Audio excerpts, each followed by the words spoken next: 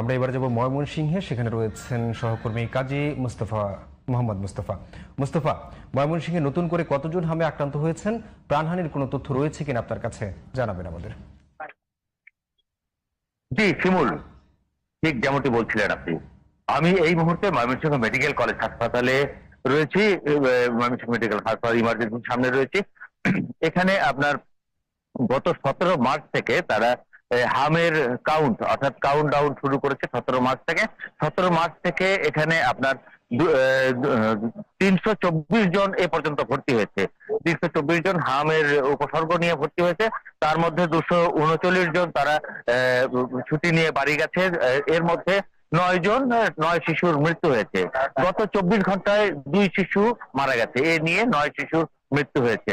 এছাড়া আপনার গত 24 ঘন্টায় নতুন করে ভর্তি হয়েছে 26 জন, আর বর্তমানে ময়মনসিংহ মেডিকেল হাসপাতালে ভর্তি রয়েছে 76 জন। হামের উপসর্গ নিয়ে যারা ভর্তি হচ্ছেন তারা তাদের বয়স 3 মাস থেকে 6 মাস 9 মাস এইরকম বয়স, এবং বড় বয়সেরও রয়েছে, কিন্তু তাদের ওরকম কিছু হয়নি। এবং 17 মার্চ থেকে এখন পর্যন্ত তারা ডাক্তাররা সর্বোচ্চ সেবা দিয়ে যাচ্ছে। আর হামের টিকার উপসর্গ নিয়ে যে কার্যক্রম চলছে সরকারের, আমাদের ময়মনসিংহে সদর, কুলপুর এবং ত্রিশাল এই 3 উপজেলাকে হামের হটস্পট নিয়ে তারা 1,19,000 টিকার লক্ষ্যমাত্রা নিয়ে এখন পর্যন্ত প্রায় 40,000 টিকা দিয়েছে।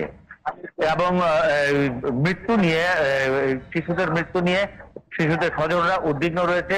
এবং গত বছরের টিকার ঘাটতি, তারা এই জিনিসটাকে তারা বেশি করছে, টিকা দেওয়া হয়নি এবং ঠিক সময় মতো টিকার কার্যক্রম চালু হয়নি, এই বিষয়টাকেই তারা অন্যরকম ভাবে করছে। মুস্তফা, আপনাকে ধন্যবাদ।